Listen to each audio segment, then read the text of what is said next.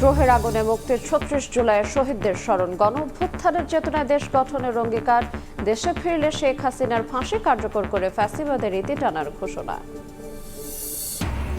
শেখ হাসিনার পালানোর দিনে দুয়ার খুলছে জুলাই স্মৃতি জাদুঘরের। কিছুক্ষণ পর উদ্বোধন করবেন প্রধানমন্ত্রী। ১৬ বছরের দুঃশাসনের তথ্য সংরক্ষণ সবার জন্য উন্মুক্ত কাল। জুলাই হত্যা মামলায় ফাঁসির আসামি শেখ হাসিনাকে ফেরানো যায়নি ২ বছরেও প্রত্যর্পণ চেয়ে ভারতকে চিঠি। আইনি ও কূটনৈতিক তৎপরতায় দেশে এনে দণ্ড কার্যকরের আশা। দুঃসহ যন্ত্রণা নিয়ে দিন কাটছে জুলাই আহতদের। শরীরে স্প্লিন্টার নিয়ে হুইলচেয়ারে বন্দি জীবন। এখনও অপূর্ণ চিকিৎসা, দ্রুত পুনর্বাসন ও কর্মসংস্থানের দাবি। এবং জুলাইয়ের রক্তে গণতন্ত্রের প্রত্যাবর্তন, ক্ষমতা ধরে রাখতে গুম-খুন সংস্কৃতিরও অবসান। ঐক্যবদ্ধ আন্দোলনের সরকার পতনের ২ বছরেই অভ্যুত্থান শক্তির মাঝে বিভাজন।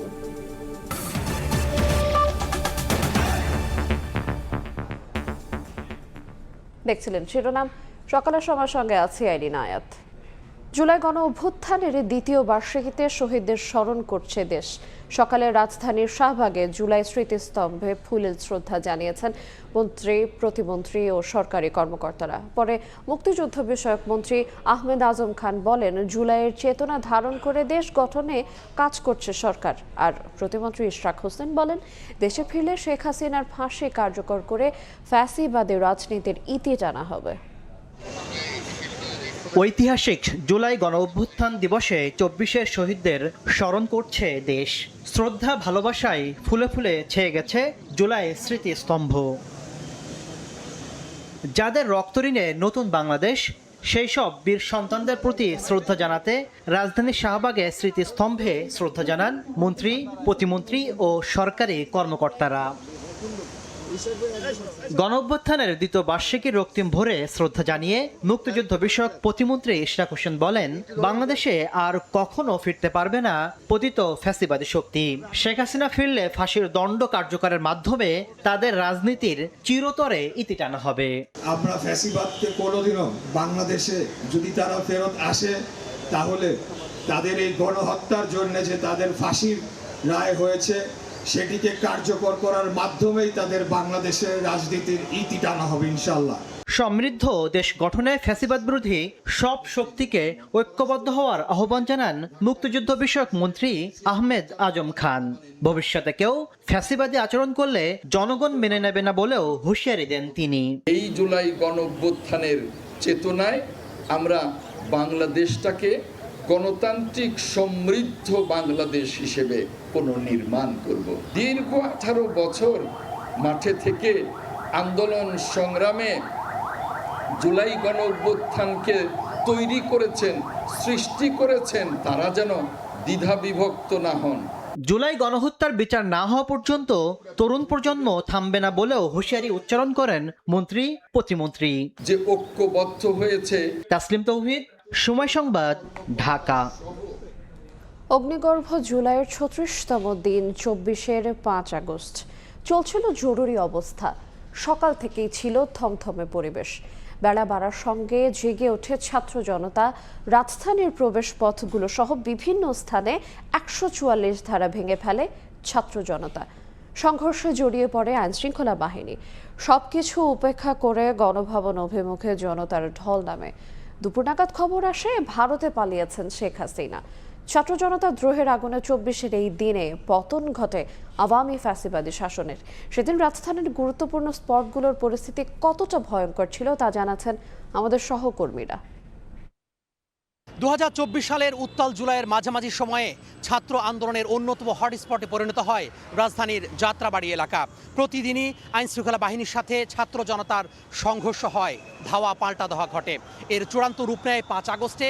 শেখ হাসিনা দেশ ছেড়ে পালিয়ে যায় এবং অন্যান্য এলাকায় আইনশৃঙ্খলা বাহিনী পিছু হটলেও ব্যতিক্রম ঘটে শুধুমাত্র যাত্রাবাড়ি এলাকায়। যাত্রাবাড়ি থানার সামনে সাধারণ মানুষ অবস্থান নিলে পুলিশ নির্বিচারে কিন্তু গুলিবর্ষণ করে এবং ধীরে ধীরে আইনশৃঙ্খলা বাহিনীর সদস্যরা পিছু হটতে থাকে। ৫ আগস্টে যাত্রাবাড়ির এই ছিল খবর। এখন আমরা চলে যাব উত্তাল জুলাইয়ে রাজধানীর উত্তরার খবর জানতে সহকর্মী আব্দুল্লাহ শাফির কাছে। ২৪ সালের ৫ আগস্ট উত্তরার বিএনএস সেন্টারের সামনের এই ফুট ওভারব্রিজটি ছিল স্বৈরাচার এবং জনতার মাঝখানের সীমানা। 5টির মতো কাঁটাতারের বেড়া ছিল, বেশ কয়েকটি তল্লাশি চৌকি ছিল, সেনাবাহিনীর 3 স্তরের নিরাপত্তা বলয় ছিল, সঙ্গে ছিল সাজোয়া যান এবং বেশ কয়েকটি ট্যাঙ্ক। বিপরীত পাশে Uttara Rajuk model college, BNS সেন্টারের গলি, Mascot Plaza, Uttara house building, Abdullahpur Tongi এলাকা থেকে লক্ষ লক্ষ মানুষ এসে জমায়েত হয়েছিল। তারা মুহুর্মুহু স্লোগান দিচ্ছিল এবং ঢাকায় প্রবেশের চেষ্টা করছিল। তখন তাদের উত্তেজনা প্রশমনে সেনাবাহিনীর তরফ থেকে কয়েক রাউন্ড গুলি ছোড়া হয়। আর যখন গুলি ছোড়া হয় তখন সাধারণ জনতা আরও বেশি উত্তেজিত হয়ে ওঠে এবং তারা সামনের দিকে এগিয়ে আসতে থাকে। সেনাবাহিনী এবং ছাত্র জনতা একেবারে মুখোমুখি হয়ে দাঁড়ায়। শেষ পর্যন্ত সেনাবাহিনী পিছু হটতে বাধ্য হয়। 144 ধারা ভেঙে, জরুরি অবস্থা ভেঙে তারা ঢাকায় প্রবেশ করে এবং গণভবন অভিমুখে রওনা হয় লক্ষ লক্ষ ছাত্র জনতা। এই 5 আগস্ট সকালের দিকে সাভার এবং গাবতলী এলাকার পরিস্থিতিটা আসলে কেমন ছিল সেই ব্যাপারে বলছেন সহকর্মী আলতাফ হুসাইন। জুলাই জুড়েই সাভার, আশুলিয়া ও গাবতলী এলাকা ছিল আন্দোলনের অন্যতম উত্তপ্ত জনপদ। সড়ক অবরোধ, সংঘর্ষ, ধাওয়া পাল্টা ধাওয়া, গুলিবর্ষণ ও হতাহতের খবর নিয়মিত উঠে আসে গণমাধ্যমে। আশুলিয়ার বাইপাইল ও থানার আশপাশের এলাকায় আন্দোলনকারীদের উপর ব্যাপক গুলিবর্ষণের ঘটনা ঘটে। পরে কয়েকটি মরদেহ একটি ভ্যানে স্তূপ করে আগুনে পুড়িয়ে দেওয়ার দৃশ্য দেশ জুড়ে চাঞ্চল্যের সৃষ্টি করে। আন্দোলনকারীরা একের পর এক প্রতিবন্ধকতা অতিক্রম করে রাজধানীতে প্রবেশ করেন। এরই মধ্যে শেখ হাসিনার দেশত্যাগের খবর ছড়িয়ে পড়লে উল্লাসে ফেটে পড়েন ছাত্র জনতা। এই ছিল আমার কাছে সাভার ও গাবতলী এলাকার জুলাই আন্দোলনের চিত্র। উত্তাল জুলাইয়ের আরও গল্প জানতে আমরা চলে যাচ্ছি মিরপুরে সহকর্মী রাইদুল ইসলাম শুভর কাছে। 2024-এর আজকের এই দিনটিতে এই সকালে যখন সারা দেশ থেকে মানুষ ঢাকা মুখে প্রবেশ করতে চেয়েছিল তখন কিন্তু আটকে দিয়েছিল সেনাবাহিনী সদস্যরা বিভিন্ন কাঁটাতারের ব্যারিকেড দিয়ে। ঠিক রাজধানীর মিরপুরের বাসিন্দারাও বা ছাত্র জনতারাও কিন্তু অগ্রসর হতে চেয়েছিল সেই গণভবনের দিকে, কিন্তু সেই ব্যারিকেডের মুখে পড়ে তাদেরও কিন্তু বাধার মুখে পড়তে হয়েছিল। সে সময় সেই দিনকার যেই সাবেক সেনা কর্মকর্তারা ছিলেন তারা কিন্তু বেশ গুরুত্বপূর্ণ ভূমিকা পালন করেছিল। 10, 11, 12 এবং পল্লবীর সেই ছাত্র জনতা এবং লাখো স্রোত সেই গণভবনের দিকে কিন্তু ঢল নেমেছিল। এখন শুনবো একটু সেই দিন শহীদ মিনার এলাকায় কি ঘটেছিল, সেই দিনকার ইতিহাসের সাক্ষী তুলে ধরছেন আমাদের সহকর্মী মনির হোসাইন। মার্চ টু ঢাকা কর্মসূচি সফল করার জন্য সারা দেশের মতো এই চানখারপুলেও নেমেছিল ছাত্র জনতা, কিন্তু সারা দিন চলে দফায় দফায় সংঘর্ষ। আন্দোলনকারীদের দমাতে আইন শৃঙ্খলা বাহিনী ব্যবহার করে সাউন্ড গ্রেনেড, টিয়ারশেল, এমনকি জীবননাশী বুলেট। যেই বুলেটে শহীদ আনাস সহ এই চানখারপুল এলাকায় শহীদ হয়েছেন আরও 5 জন। 5 আগস্ট সেই আন্দোলনের মূল যেই সংঘর্ষ, সেই সংঘর্ষের অন্যতম হটস্পট হয়ে ওঠে চানখারপুল শহীদ মিনার এলাকা।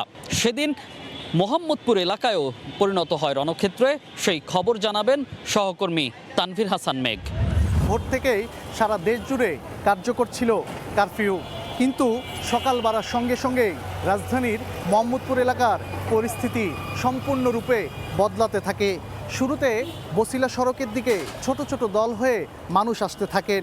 ধীরে ধীরে সেই উপস্থিতি বেড়িবাঁধ সংলগ্ন সহ আশেপাশের এলাকায় ছড়িয়ে পড়লে সাধারণ মানুষের উপস্থিতি ক্রমেই বাড়তে থাকে। দুপুরের পর সরকার পতনের খবর ছড়িয়ে পড়লে পুরো মোহাম্মদপুর এলাকার চিত্র পাল্টে যায়। সড়কে মানুষের উপস্থিতিও বেড়ে যায়। গণভবনের দিকে অগ্রসর হন সাধারণ মানুষ। 5 আগস্টের এই দিনটি মোহাম্মদপুর মানুষের স্মৃতিতে এখনও স্পষ্ট।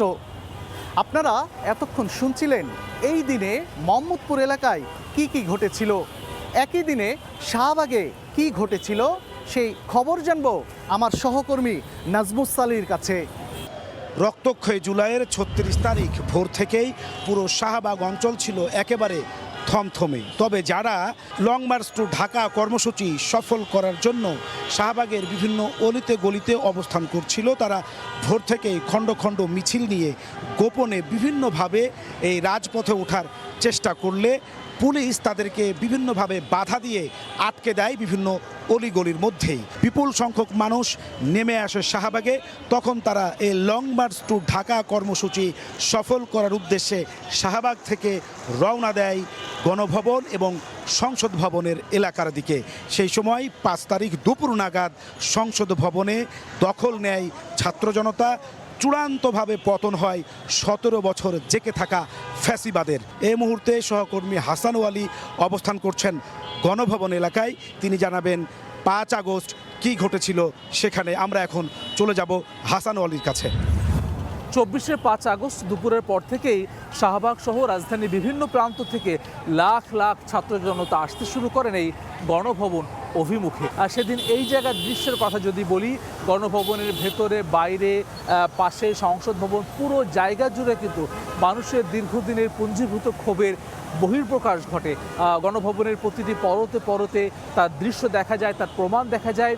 হামলা ভাঙচুরের ঘটনাও কিন্তু ঘটে, কারণ মানুষ দীর্ঘ ১৭ বছর খুন গুম নির্যাতন সব কিছুর নির্দেশ আসতো লাল দেয়ালের এই গণভবন থেকে। ফলে সেই জায়গার প্রতি মানুষের যে ক্ষোভ ছিল সেটির বহিঃপ্রকাশ কিন্তু স্বাভাবিকভাবে ৫ আগস্ট ঘটেছে। এবং তার মধ্য দিয়ে কিন্তু আসলে একই সঙ্গে স্বৈরশাসকের বিদায়ের মধ্য দিয়ে মানুষের মধ্যে যে আনন্দ, যে উৎসব, যে উত্তেজনা, যেই উৎসাহ কাজ করেছে অর্থাৎ বিজয়, সেটিরও উদযাপনও কিন্তু মানুষ করেছে। সব জায়গায় কিন্তু আসলে একটি নতুন দিনের সূচনা হয়, একটি নতুন দৃশ্যের অবতারণ হয় এবং তার মধ্য দিয়ে বাংলাদেশে একটি নতুন যুগে প্রবেশ করে। ৫ আগস্ট শেখ হাসিনার পদত্যাগ, জাতির উদ্দেশ্যে সেনা প্রধানের ভাষণ। ৬ আগস্ট রাষ্ট্রপতির সঙ্গে রাজনৈতিক দলগুলোর একের পর এক বৈঠক, অন্তর্বর্তীকালীন সরকার গঠনের উদ্যোগ। ৮ আগস্ট শপথ নেয় নতুন সরকার, শুরু হয় নতুন অধ্যায়। মাত্র কয়েক দিনে বদলে যায় বাংলাদেশের রাজনৈতিক ইতিহাস। জুলাই আন্দোলনে গণভবনের রুদ্ধদ্বার অবস্থায় কাটানোর শেষ মুহূর্তেও যে কোনো মূল্যে আন্দোলন দমন করতে চেয়েছিলেন শেখ হাসিনা। ৫ আগস্ট সকালে গণভবনের প্রভাবশালী কয়েক মন্ত্রী ও শীর্ষ নেতাসহ বিভিন্ন বাহিনীর ঊর্ধ্বতন কর্মকর্তাদের সঙ্গে তিনি করেন বৈঠক, যেখানে শেখ হাসিনাকে ক্ষমতা ছাড়ার পরামর্শ দেন সামরিক কর্মকর্তারা। ক্ষমতা ছাড়ার আগের ২ ঘন্টা কতটা শ্বাসরুদ্ধকর ছিল সেই খবর জানাচ্ছেন বুলবুল রেজা। ক্ষমতা ছাড়ার আগে গণভবনে কাটানো শেখ হাসিনার শেষ ২ ঘন্টা কতটা শ্বাসরুদ্ধকর ছিল, আন্তর্জাতিক অপরাধ ট্রাইব্যুনালে প্রসিকিউশনের দাখিল করা এক নথিতে উঠে এসেছে সেই চিত্র। প্রতিবেদনে বলা হয়, রুদ্ধদ্বার অবস্থায় কাটানো শেষ মুহূর্তেও যে কোনো মূল্যে আন্দোলন দমন করতে চেয়েছিলেন শেখ হাসিনা। ৫ আগস্ট ২০২৪ সকাল ৯টা থেকে ১০টা গণভবনে আওয়ামী লীগ সরকারের প্রভাবশালী কয়েকজন মন্ত্রী ও শীর্ষ নেতাসহ বিভিন্ন বাহিনীর ঊর্ধ্বতন কর্মকর্তার সঙ্গে বৈঠকে বসেন শেখ হাসিনা। তৎকালীন আইজিপি চৌধুরী আবদুল্লাহ আল মামুনকে দেখিয়ে শেখ হাসিনা বলেন, ওরা ভালো কাজ করছে, সেনাবাহিনী পারবে না কেন? তখন চৌধুরী মামুন বলেন, পরিস্থিতি যে পর্যায়ে গেছে তাতে পুলিশের পক্ষেও আর বেশি সময় এমন কঠোর অবস্থান ধরে রাখা সম্ভব না। অস্ত্র, গোলাবারুদ আর অবশিষ্ট নেই, ফোর্স টায়ার্ড হয়ে গেছে। ওই বৈঠকে সামরিক কর্মকর্তারা শেখ হাসিনাকে ক্ষমতা ছাড়ার পরামর্শ দেন। বৈঠকের এক পর্যায়ে রেগে গিয়ে শেখ হাসিনা বলেন, তাহলে তোমরা আমাকে গুলি করে মেরে ফেলো এবং গণভবনে কবর দিয়ে দাও। ওই বৈঠক থেকে সামরিক কর্মকর্তারা শেখ হাসিনাকে গণভবনের অন্য একটি কক্ষে নিয়ে যান। ওই কক্ষে সামগ্রিক পরিস্থিতি ব্যাখ্যা করে তাকে পদত্যাগ করতে আবারও অনুরোধ করেন সামরিক কর্মকর্তারা। তারা বলেন, সময় দ্রুত ফুরিয়ে যাচ্ছে। ছাত্রদের ডাকা মার্চ টু ঢাকা কর্মসূচির কারণে গণভবন অভিমুখে ঢাকার চারপাশ থেকে মিছিল আসছে। শেখ হাসিনাকে বোঝানোর চেষ্টা করেন ছোট বোন শেখ রেহানাও। এক পর্যায়ে বড় বোনের পা জড়িয়ে ধরেন। তাতেও পদত্যাগে রাজি না হলে ছেলে সজীব ওয়াজেদ জয়ের সঙ্গে কথা বলেন সামরিক কর্মকর্তারা। জয়কে সামরিক কর্মকর্তারা বলেন, প্রাণে বাঁচতে হলে পদত্যাগ করা ছাড়া উপায় নেই, সময় গুরুত্বপূর্ণ, আর এখনই এ বিষয়ে সিদ্ধান্ত নিতে হবে। পরিস্থিতি বুঝতে পেরে মায়ের সঙ্গে কথা বলেন জয়। তার কথায় ক্ষমতা ছাড়ার সিদ্ধান্ত নেন শেখ হাসিনা।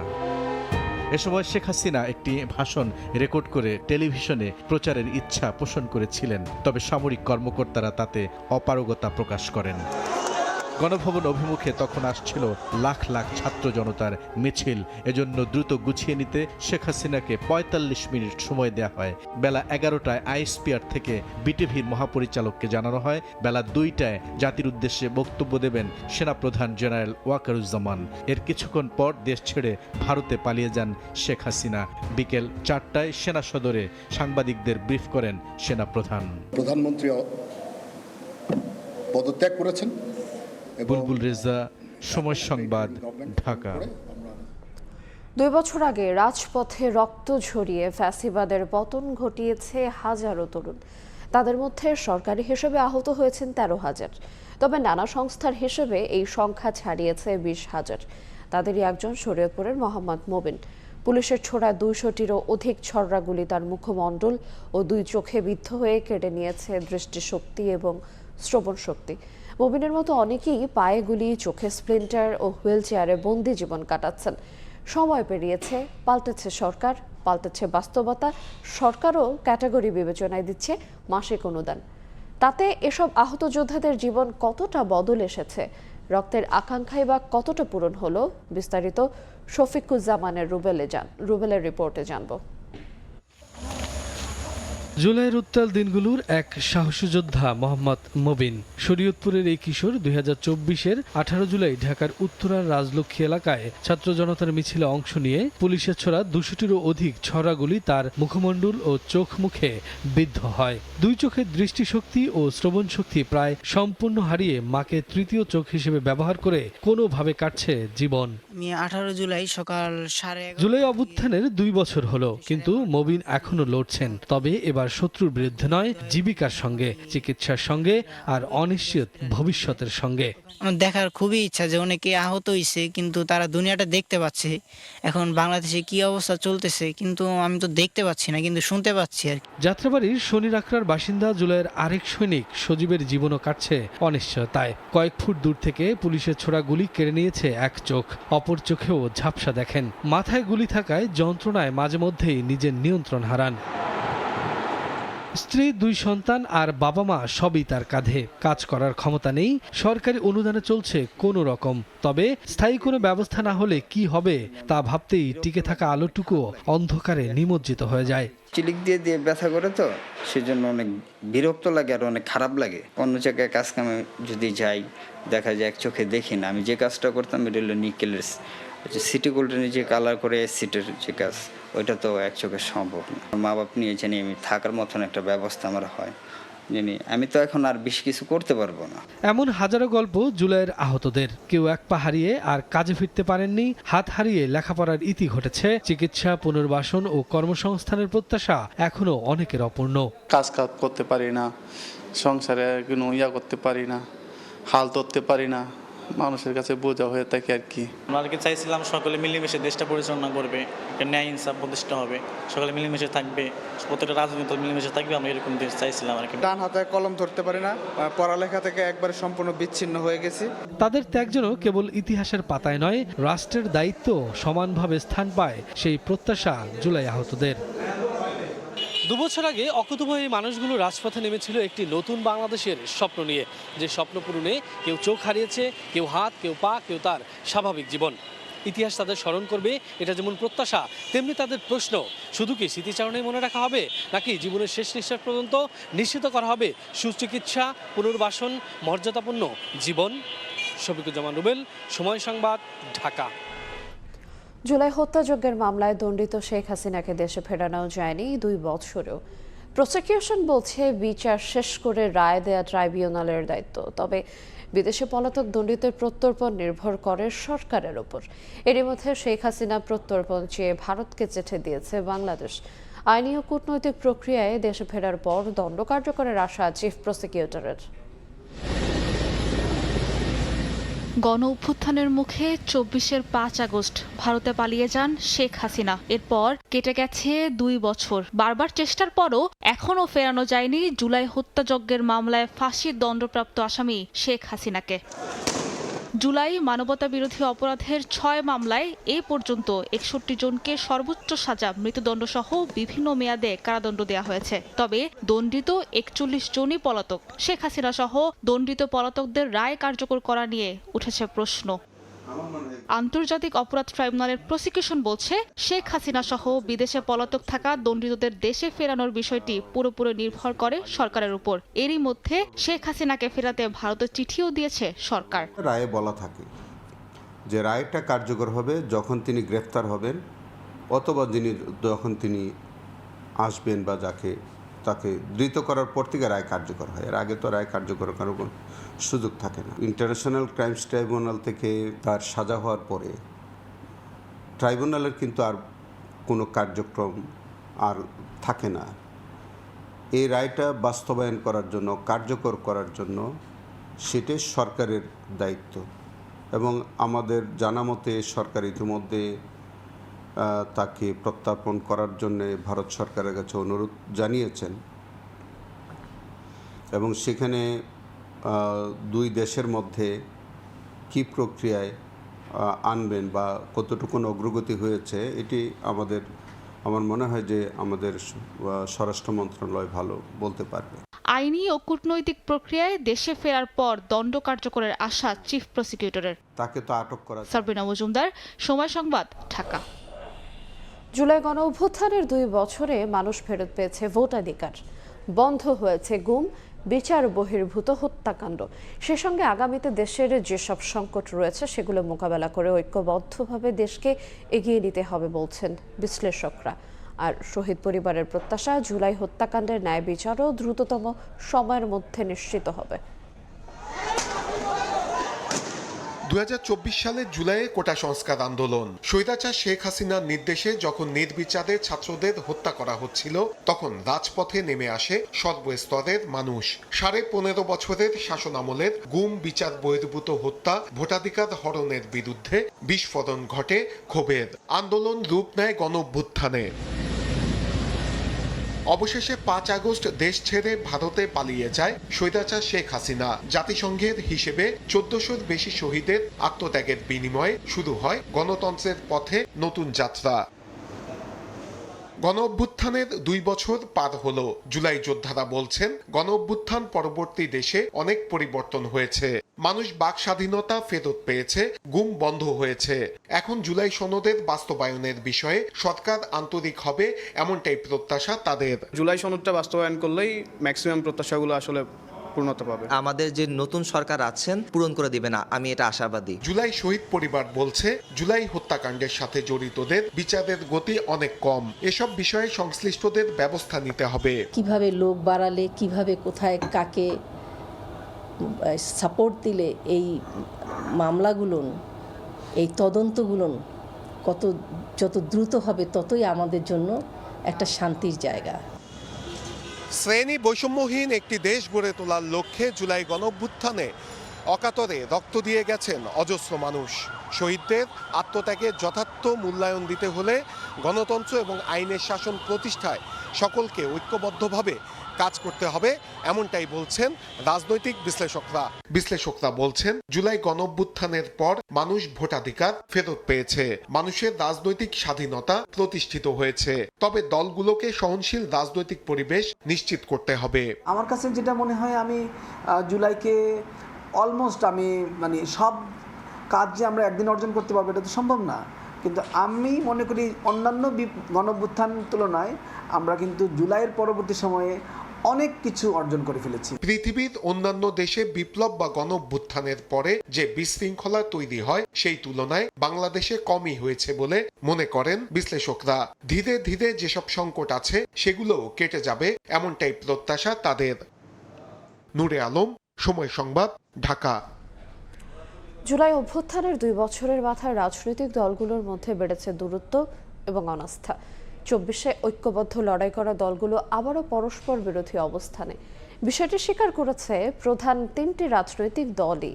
তবে এই দূরত্ব আর বিভাজনের জন্য সরাসরি বিএনপিকে দায়ী করছে জামায়াত। মতাদর্শিক ও ক্ষমতার প্রশ্ন বিভেদকে এর স্বাভাবিক হিসেবে বিবেচনা এনসিপি। আর বিএনপি বলছে জোর জবরদস্তি আচরণে গণতন্ত্র প্রতিষ্ঠার চেষ্টা নষ্ট হবে, অপরাজিত শক্তির ফিরে আসার সুযোগ তৈরি হবে। মুরসালিন হক জুনায়েদের রিপোর্টে বিস্তারিত। বিরোধী নেতার কথা বলছেন বাইরে 5 বছর করতে দেব না, এটা মানে কথা বলতেন আপনারা আমাদের হাসিনা। জামাত ইসলামী 70 বার জনগণকে সাথে নিয়ে রাজপথে সেই ফয়সালা করবে। আন্দোলন আসছে, সেটা জনগণের আন্দোলন। অথচ এমন বিভক্তি ছিল না বছর 2 আগেও। 2024-এর জুলাই আগস্টের 36 দিনে ছাত্রদের শুরু করা আন্দোলনে শ্রমিক জনতার সঙ্গে কাঁধে কাঁধ মিলিয়ে হাসিনা সরকার পতনে ঐক্যবদ্ধ ছিল তৎকালীন বিরোধী রাজনৈতিক দলগুলো। ফ্যাসিবাদ পতনের পর থেকে নরম সুরে একে অন্যের বিরোধিতা বর্তমানে বেশ উচ্চস্বরে ছড়াচ্ছে।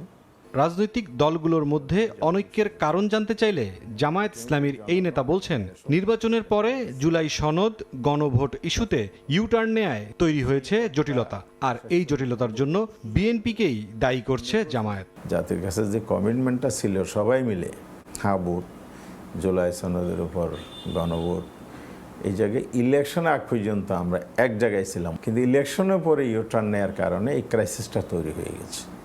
ক্রাইসিসটা বিএনপি তৈরি করেছে। দায়িত্বশীল বিরোধী দল হিসেবে সংসদে রাজপথে আমাকে আসতে হবে, তো স্বাভাবিক এখানে দূরত্ব তো তৈরি হবে।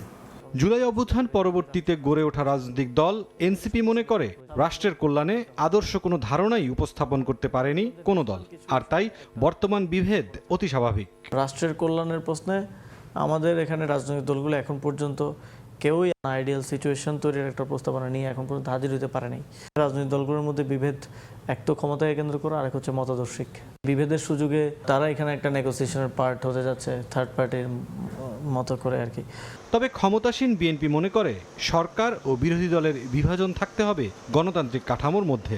সরকারের নীতি বাস্তবায়ন নিয়ে বিরোধী দলগুলোর সমালোচনা মাত্রা অতিক্রম করা দুর্ভাগ্যজনক বলেও মন্তব্য দলটির। এই যে বিভাজন, গণতন্ত্রে কেউ সরকার চালাবেন, কেউ সরকারের বাইরে থেকে সমালোচনা করবেন, নানা কর্মসূচিও করবেন, কিন্তু এটা একটা গণতান্ত্রিক কাঠামোর মধ্যে জিনিসটা হতে থাকবে।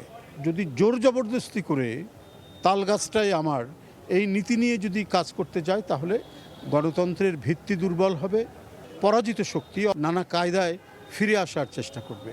বিএনপির দাবি, বিরোধী রাজনীতিকরা অশ্রাব্য ভাষায় ব্যক্তি আক্রমণ করলেও সহনশীলতার সর্বোচ্চ মাত্রা প্রদর্শন করছে সরকার।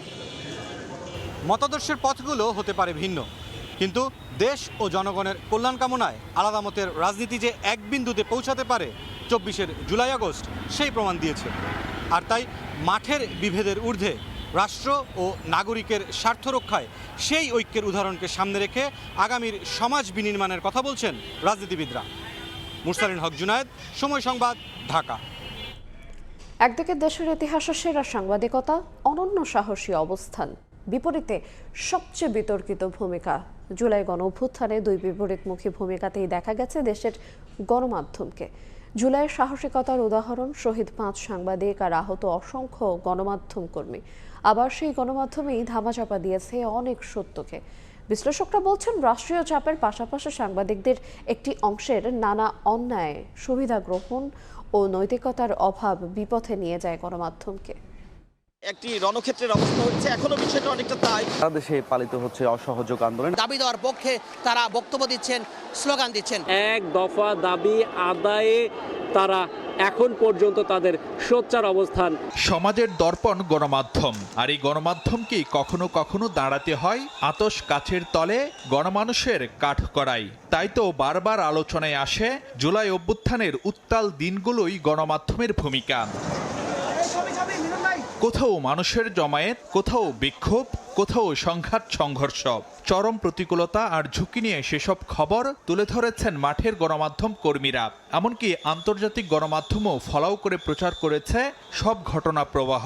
তবে মাঠের সাহসিকতার বিপরীতে রাষ্ট্রের চতুর্থ স্তম্ভের বিতর্কিত ভূমিকাও কম নয়। ঢাকার মূলধারার গণমাধ্যমের বড় একটি অংশের বিরুদ্ধে আন্দোলনের প্রকৃত চিত্র তুলে না ধরার অভিযোগ রয়েছে। সব মিলিয়ে কিভাবে বিচার হবে সে সময়ের সাংবাদিকতা? জুলাইয়ে আমরা বাংলাদেশের সর্বশ্রেষ্ঠ জার্নালিজম দেখেছি, আবার সর্বনিকৃষ্ট জার্নালিজম দেখেছি। বেস্ট অফ জার্নালিজম ইয়াং ছেলে মেয়েরা করেছেন, মাল্টিমিডিয়া রিপোর্টার করেছেন, মোজো জার্নালিস্টরা করেছেন। তারা জীবনে তোয়াক্কা করেন নাই, না করে ওনারা মাঠে নেমেছেন। নেমে একের পর এক যতগুলো খুন ছিল ওগুলো খুনগুলো বর্ণনা দিয়েছেন, যতগুলো পুলিশ যেভাবে খুন করছে, বিজিবি গুলি করতেছে, অন্যান্য সিকিউরিটি ফোর্সগুলো সবগুলো ওনারা ডকুমেন্ট করেছেন। আর বাজে সর্বনিকৃষ্ট জার্নালিজম হচ্ছে যে অনেক টিভিতে সো কল সিনিয়র জার্নালিস্ট ছিলেন, তারা চেয়েছেন যে কিভাবে এই নিউজগুলোকে ধামাচাপা দিতে। তাদের কাছে বিটিভিতে একটা মেট্রো রেলের একটা বড় জিনিস, মানুষ মারা যাচ্ছে, ইয়াং ছেলে মেয়ে মারা যাচ্ছে, তাদের কাছে এটা বড় কিছু ছিল না। মাঠের সাংবাদিকতায় সাহসিকতার দৃষ্টান্ত শহীদ তাহির জামান প্রিয়, হাসান মেহেদীরা প্রাণ হারানোর পরও কেন প্রশ্নের ঊর্ধ্বে উঠতে পারল না দেশের গণমাধ্যম? দুর্বলতা, ব্যর্থতা কিংবা ঘাটতি ছিল ঠিক কোথায়? লোভ লালসার উর্ধ্বে উঠতে পারেনি আমাদের সম্পাদকরা।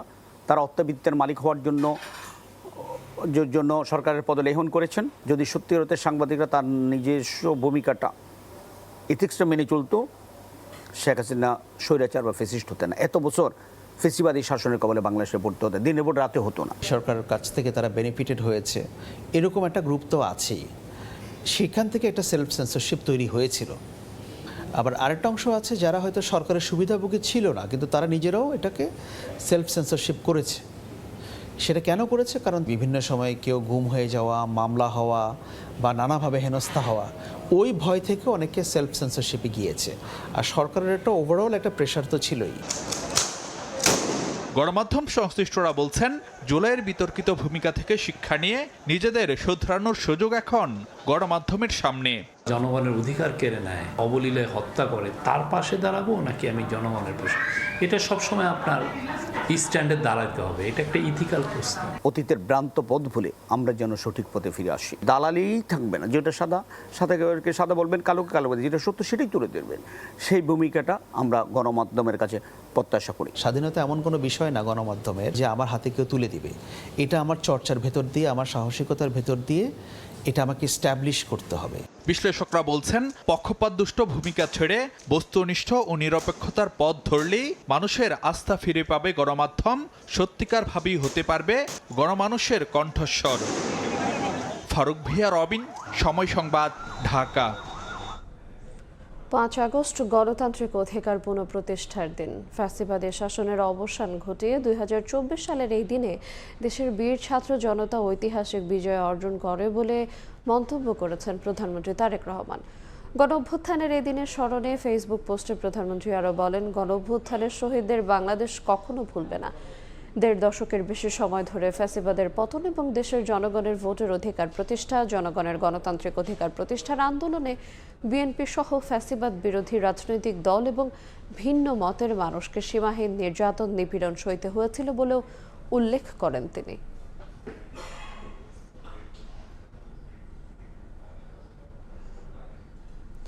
জুলাই অভ্যুত্থানের ইতিহাস, শহীদ ও আহতদের স্মৃতির সংরক্ষণে উদ্বোধন হতে যাচ্ছে জুলাই গণ অভ্যুত্থান স্মৃতি জাদুঘর। কিছুক্ষণ পর উদ্বোধন করবেন প্রধানমন্ত্রী তারেক রহমান। সর্বসাধারণের জন্য উন্মুক্ত করে দেয়া হবে কাল। শেখ হাসিনার প্রায় 1.5 দশকের আবাসস্থল ছিল গণভবন। 24-এর 5 আগস্ট তার পতনের পর বাসভবনে ঢুকে পড়ে ছাত্র জনতা। গণ অভ্যুত্থানের স্মৃতিবিজড়িত সেই গণভবনেই গড়ে তোলা হয়েছে জাদুঘর। নানা প্রতিবন্ধকতা কাটিয়ে অবশেষে উন্মুক্ত হচ্ছে জুলাই স্মৃতি জাদুঘর। শেখ হাসিনার পতন ও ছাত্র জনতার বিজয়ের স্মৃতিস্মরণে 5 আগস্টই উদ্বোধন হচ্ছে। মঙ্গলবার সচিবালয়ে সংবাদ সম্মেলনে সংস্কৃতিমন্ত্রী ও প্রধানমন্ত্রী তথ্য উপদেষ্টা জানান, বুধবার প্রধানমন্ত্রী তারেক রহমান উদ্বোধন করবেন জুলাই জাদুঘর। উদ্বোধনের পর প্রথম দিন 5 আগস্ট জাদুঘরটি শুধু শহীদ পরিবারের সদস্যদের জন্য উন্মুক্ত থাকবে। 6 আগস্ট থেকে সাধারণ দর্শনার্থীরা প্রবেশ করতে পারবেন। প্রথম দিনটা শহীদ পরিবারের জন্য আমরা এক্সক্লুসিভলি প্রিজার্ভ করতে চাইছি। এরপর থেকে এটা সর্বসাধারণের জন্য উন্মুক্ত থাকবে। অনেক বেশি মানুষ একসাথে যদি এখানে ঢুকে যান, আমাদের জন্য এটা ম্যানেজ করা কঠিন হবে। সেই জন্য আমাদের সিদ্ধান্ত হচ্ছে একটা নির্দিষ্ট সংখ্যক মানুষের জন্য স্লট হিসেবে আমরা দেব। জুলাই স্মৃতি জাদুঘর নির্মাণে কোনো দুর্নীতি হয়ে থাকলে তদন্ত করে ব্যবস্থা নেওয়ার আশ্বাস দেন সংস্কৃতি মন্ত্রী। যদি কোনো সুনির্দিষ্ট অভিযোগ থাকে কারো বিরুদ্ধে, সে যে যুগেই করে থাকুক, সেটা তদন্ত হবে এবং তদন্তে প্রমাণিত হলে সেখানে মামলা হবে এবং মামলার বিচার হবে। জাদুঘরে প্রবেশের জন্য প্রাপ্তবয়স্কদের জন্য টিকিটের মূল্য 50 টাকা এবং শিশুদের জন্য 25 টাকা নির্ধারণ করা হয়েছে, তবে টিকিট কাটতে হবে অনলাইনে। মাসুদুর রহমান, সময় সংবাদ, ঢাকা। সকালের সময় আরো থাকছে, টাকা দিলেই মিলছে বয়স্ক বিধবা প্রতিবন্ধী ভাতা। রাজশাহীতে সমাজসেবা কর্মকর্তা ও জনপ্রতিনিধিদের সিন্ডিকেট, সুবিধাভোগীদের সিম রেখে অর্থ আত্মসাতের অভিযোগ। শেখ হাসিনার বক্তব্য গণমাধ্যমে প্রচার না করার আহ্বান জানিয়েছে তথ্য ও সম্প্রচার মন্ত্রণালয়। মঙ্গলবার এক তথ্য বিবরণীতে এই আহ্বান জানানো হয়। তথ্য বিবরণীতে বলা হয়, আন্তর্জাতিক অপরাধ ট্রাইব্যুনাল গণমাধ্যম ও সামাজিক যোগাযোগ মাধ্যমে জুলাই-আগস্ট গণহত্যা মামলার আসামি, ক্ষমতাচ্যুত ও পলাতক শেখ হাসিনার বক্তব্য প্রচারে ইতোপূর্বে নিষেধাজ্ঞা দিয়েছেন।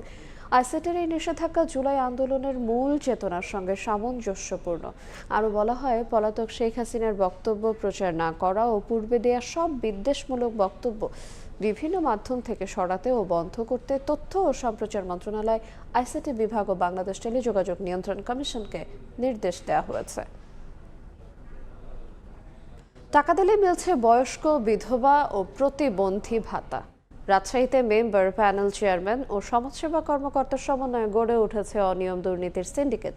এমনকি ভাতাভোগীদের সিম কার্ড নিজেদের কাছে রেখে চক্রটি অর্থ আত্মসাৎ করছে বলেও অভিযোগ উঠেছে। হাবিবুর রহমান পাপ্পুর তোলা ছবিতে বিস্তারিত সাইফুর রহমান রকির রিপোর্টে। 6 লাখ এই বাড়িতে 3 লাখ, এবছর 3 লাখ কিছু কমে আছে। রাজশাহীর বাগমারা উপজেলার ঝিকরা ইউনিয়নের মেম্বার শাহাদাত হোসেন গত 2 বছরে প্রতিবন্ধী ভাতার 9 লাখ টাকা নিজের পকেটে ঢুকিয়েছেন, সেই গল্পই করছেন তিনি। অবশ্য ক্যামেরার সামনে নিজেকে নির্দোষ দাবি করেন তিনি। যদি কেউ বলে থাকে তাহলে এটা মিথ্যা কথা বলেছে। ভাতাভোগীরা যেই মুঠোফোন নাম্বারে টাকা পান, সেই নাম্বার বছরের পর বছর ধরে নিজের কাছে রেখে লাখ লাখ টাকা আত্মসাতের অভিযোগে সম্প্রতি বাগমারা থেকে স্ট্যান্ড রিলিজ হয়েছেন সমাজসেবা কর্মকর্তা আনিসুর রহমান। জেলার 9টি উপজেলায় মেম্বার, চেয়ারম্যান ও প্যানেল চেয়ারম্যানদের নিয়ে সিন্ডিকেট করে বয়স্ক, বিধবা, প্রতিবন্ধী, অনগ্রসর জনগোষ্ঠীর বিশেষ ও শিক্ষা ভাতা দেয়া হয়। সরেজমিনে গিয়ে দেখা যায়, মেম্বাররা 5 থেকে 10 হাজার টাকার বিনিময়ে সুস্থ মানুষকে প্রতিবন্ধী ভাতার কার্ড দিচ্ছেন। বেশ কয়েকটি পল্লী ঘুরেও সমাজসেবা অধিদপ্তরের তালিকায় থাকা পিছিয়ে পড়া জনগোষ্ঠীর 761 জন শিক্ষার্থীর কোনো হদিস মেলেনি। বয়স্ক ও বিধবা ভাতা নিয়েও রয়েছে বিস্তর অভিযোগ। মেম্বার যারা মেম্বার, চেয়ারম্যান তাদের আত্মীয় টানে, যারা গরিব তাদের দিক 5,000 টাকা, 10,000 টাকার বিনিময়ে তাদেরকে সুস্থ লোককে প্রতিবন্ধী সাজে তাদেরকে ভাতা করে দিয়েছে। তবে মেম্বার ও প্যানেল চেয়ারম্যানরা ভাতাভোগীদের কাছ থেকে টাকা নেয়ার কথা স্বীকার করলেও সেই টাকা উপজেলা সমাজসেবা অফিসারের কাছে দেওয়ার কথা জানান তারা। আবার অনেকে করেন অস্বীকার। অফিস নিছে, আপনার সমাজসেবা অফিস। কোনো প্রতিবন্ধী বা বয়স্ক ভাতার কারো 100টি টাকা খেয়েছি বা কারো 1 কাপ চা খেয়েছি, আমাকে আইনগত দিক থেকে যেটি শাস্তি দিবে আমি সেটি গ্রহণ করব। উপজেলা সমাজসেবা কর্মকর্তা ও জেলা প্রশাসক জানান, তদন্ত করে ব্যবস্থা নেওয়া হবে। এইরকম অভিযোগ যদি আসে অবশ্যই সেটা আমরা তদন্ত করে যদি যে প্রাপ্য নয় তাকে যদি দেওয়া হয় সেটি আমরা ক্যান্সেল করে দেবো।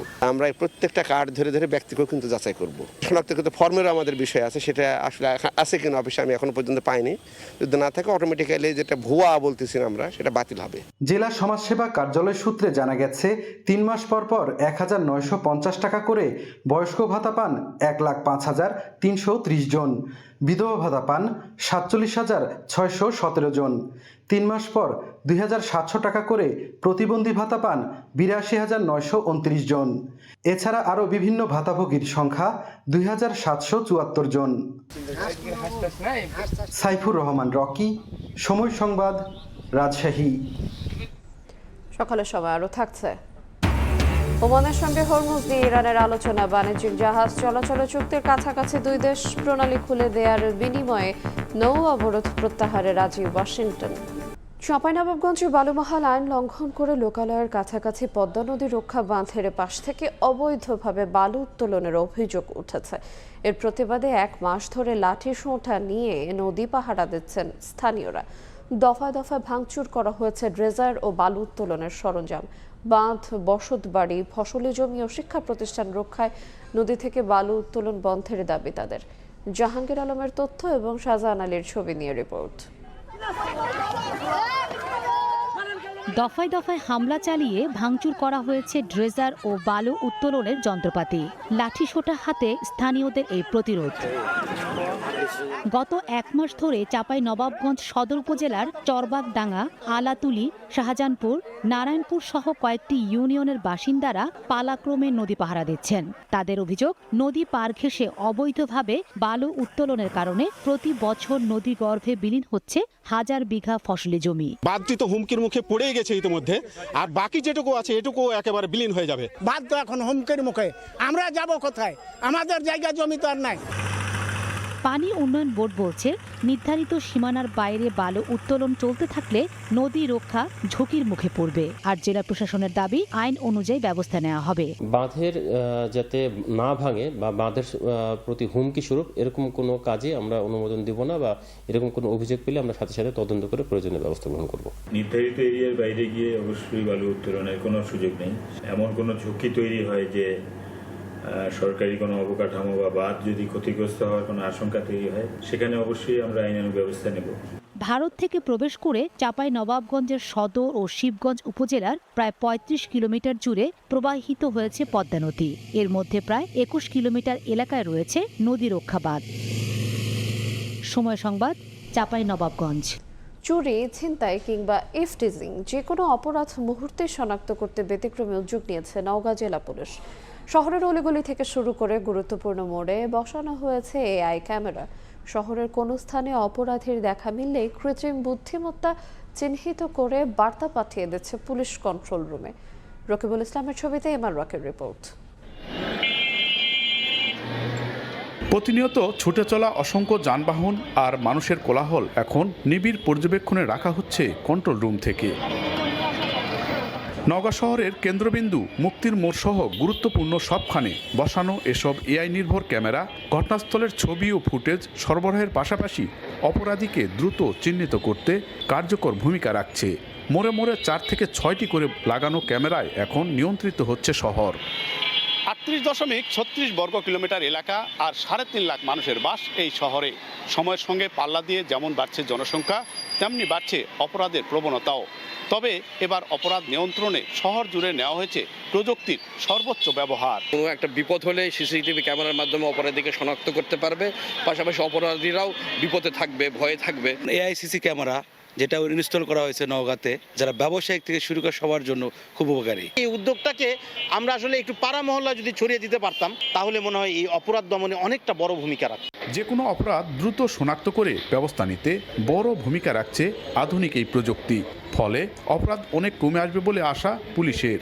আর প্রযুক্তি নির্ভর এই নিরাপত্তা ব্যবস্থা দীর্ঘমেয়াদী টেকসই করা গেলে সাধারণ মানুষ ও ব্যবসায়ীদের নিরাপত্তা বাড়বে বলে মনে করছেন ব্যবসায়ী নেতারা। এগুলো কিন্তু পুলিশ মোড়ে মোড়ে দিয়েও কিন্তু সম্ভব না। তো সুতরাং এই এআই ক্যামেরার যে প্রযুক্তি নির্বিচ্ছিন্নভাবে কাজ হচ্ছে, এটা খুব আমার মনে হয় আগামী 1 মাসের মধ্যেই আমরা এটার শতভাগ সুফল পাব। শহরের গুরুত্বপূর্ণ স্থানসমূহ আমরা আর্টিফিশিয়াল ইন্টেলিজেন্স কানেক্টেড ডিজিটাল সার্ভিলেন্সের আওতায় নিয়ে আসছি। 99টি ইউনিয়ন ও 11টি উপজেলা নিয়ে গঠিত নওগাঁয় পর্যায়ক্রমে উপজেলাগুলোতেও এমন আধুনিক প্রযুক্তির নিরাপত্তা ব্যবস্থা সম্প্রসারণের কাজ চলছে বলে জানিয়েছে পুলিশ। এমআর রকি, সময় সংবাদ, নওগাঁ। এবার দেশের বাইরের খবর। হরমুজ প্রণালী দিয়ে আবারও বাণিজ্যিক জাহাজ চলাচল স্বাভাবিক করতে ওমানের সঙ্গে চুক্তির কাছাকাছি রয়েছে ইরান, এমন খবর প্রকাশ করেছে দ্য নিউ ইয়র্ক টাইমস। অন্যদিকে প্রণালী খুলে দেওয়ার বিনিময়ে নৌ অবরোধ প্রত্যাহারে রাজি হওয়ার কথা জানিয়েছে যুক্তরাষ্ট্র। যুক্তরাষ্ট্রের সঙ্গে বারবার কূটনৈতিক ব্যর্থতার পর ইরান জানিয়েছে হরমুজ প্রণালী পুনরায় খোলার প্রক্রিয়া নিয়ে তারা বর্তমানে ওমানের সঙ্গে আলোচনায় রয়েছে। প্রতিবেদনে বলা হচ্ছে, হরমুজে জাহাজ চলাচল পরিচালনার বিষয়টি ইরান ওমানের মধ্যে ভাগাভাগি হতে পারে। উপসাগরে প্রবেশকারী জাহাজগুলো ইরানের নিয়ন্ত্রণে থাকবে এবং এর উপকূলের কাছাকাছি একটি নৌপথ দিয়ে যাতায়াত করবে, আর উপসাগর থেকে বহির্গামী জাহাজগুলো ওমানের নিকটবর্তী একটি প্রণালী ব্যবহার করবে। এই প্রক্রিয়ায় কোনো টোল আরোপ করা হবে না, তবে চুক্তিতে পরিবেশগত প্রভাব, পণ্যবাহী জাহাজ ও ট্যাঙ্কারের নিরাপত্তা এবং কর্মী খরচের জন্য একটি পরিষেবা ফি অন্তর্ভুক্ত থাকতে পারে। এই রাজস্ব ইরান ও ওমানের মধ্যে সমানভাবে ভাগ করা হবে বলেও জানানো হয়। তবে এই বিষয়েও তেহরান মাস্কাটের মধ্যে মতবিরোধ রয়েছে। এছাড়া ইরান বারবার বলেছে প্রণালীর পরিস্থিতি যুদ্ধ শুরুর আগের অবস্থায় ফিরে যাবে না। মাইন অপসারণ অভিযান এবং সামুদ্রিক পরিষেবা শুল্ক আরোপ করাও মতবিরোধের বিষয়।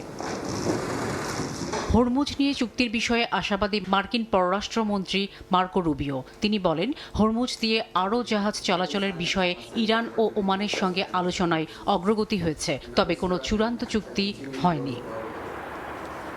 এদিকে তেহরান ও ওয়াশিংটনের মধ্যে স্থগিত হয়ে যাওয়া সরাসরি আলোচনা পুনরায় শুরু করতে ইরানের ঊর্ধ্বতন কর্মকর্তাদের ইসলামাবাদ সফরের আমন্ত্রণ জানিয়েছে পাকিস্তান। শাফিনা সুলতানা, সময় সংবাদ। এবার খেলার খবর। অস্ট্রেলিয়ার বিপক্ষে টেস্ট সিরিজের জন্য ডারউইনে প্রস্তুতি চালিয়ে যাচ্ছে বাংলাদেশ ক্রিকেট দল। শক্তিশালী পেস আক্রমণ সামলাতে নেটে বাড়তি মনোযোগ দিচ্ছেন ব্যাটাররা। 21 বছরের ক্যারিয়ারে প্রথমবার অস্ট্রেলিয়ার মাটিতে দ্বিপাক্ষিক সিরিজ খেলার অপেক্ষায় মুশফিকুর রহিম। এই সিরিজ দিয়ে দেশের প্রথম ব্যাটসম্যান হিসেবে টেস্টে 7,000 রানের মাইলফলক স্পর্শ করতে চান Mister Dependable. Mitchell Starc, Pat Cummins, Josh হ্যাজলউডরা গোলা ছুটছেন। অবিশ্বাস্য সুইং আর ডেডলি বাউন্সারে ব্যাটারদের কাঁপিয়ে দিচ্ছেন। অস্ট্রেলিয়ান কন্ডিশনে এই পেস থ্রোয়ের চেয়ে ভয়ঙ্কর আর কি আছে? 23 বছর পর অজিদের মাটিতে টেস্ট খেলতে যাওয়া বাংলাদেশ ক্রিকেট দলের সামনে তাই অগ্নি পরীক্ষা। কঠিন চ্যালেঞ্জ মাথায় নিয়েই ডারউইনে প্রস্তুতি সেরে নিচ্ছে সফররতরা। নাহিদ রানার গতিতে স্টার্ক, কামিন্স, হ্যাজলউডকে জবাব দেওয়ার স্বপ্ন ছিল টাইগারদের, কিন্তু 150 কিলোমিটার ম্যানের ইনজুরিতে সে আশা ভেস্তে গেছে। ইনজুরিতে আছেন শরীফুল ইসলামও। এই ট্যুরে বোলিংয়ে পূর্ণ শক্তির লাইন আপ পাচ্ছে না ফিল সিমন্সের দল। অ্যাওয়ে কন্ডিশনের পরিসংখ্যানে ব্যাটিং নিয়েও খুব আত্মবিশ্বাসী হওয়ার সুযোগ নেই। শক্তিমত্তা, কন্ডিশন, কম্বিনেশন সব মিলিয়ে দু দলের লড়াইটাকে অসম বললে ভুল হবে না। তবুও নিউজিল্যান্ডের বিপক্ষে মাউন্ট মঙ্গানুইয়ের ঐতিহাসিক জয়ের সুখস্মৃতি থেকে অনুপ্রেরণা খুঁজছে নাজমুল হোসেন শান্তর দল। দ্বিতীয় ধাপে অস্ট্রেলিয়ায় যাওয়া ক্রিকেটাররাও যোগ দিয়েছেন ক্যাম্পে। সেখানকার ট্রেনিং ফ্যাসিলিটিস সহ সার্বিক ব্যবস্থাপনায় মুগ্ধ সফররতরা। প্রাথমিক লক্ষ্য নর্দার্ন টেরিটরির কন্ডিশনের সঙ্গে মানিয়ে নেয়া। অনুশীলনে বাড়তি মনোযোগ দিচ্ছেন ব্যাটাররা। আলাদা নজর 21 বছরের ক্যারিয়ারে প্রথমবারের মতো অস্ট্রেলিয়ার মাটিতে দ্বিপাক্ষিক সিরিজ খেলার সুযোগ পাওয়া মুশফিকুর রহিমের ওপর।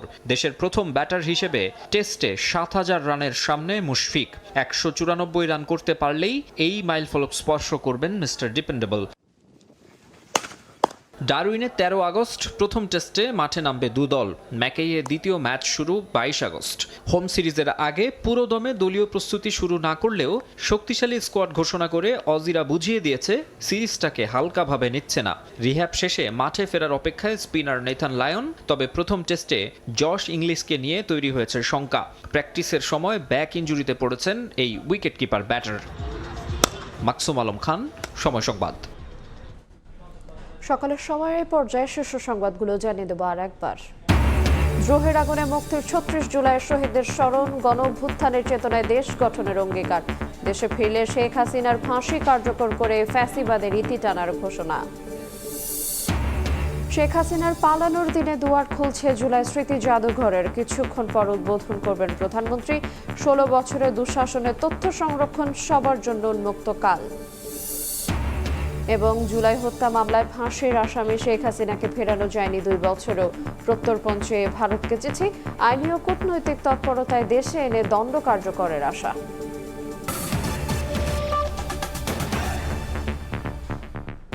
এই ছিল সকালের সময়। এরপর আন্তর্জাতিক সময় নিয়ে সঙ্গে থাকবেন সহকর্মী মনির হোসেন। ধন্যবাদ আইন আপনাকে। আন্তর্জাতিক সময় নিয়ে আসছে কিছুক্ষণ পর, সঙ্গেই থাকুন সময়ের।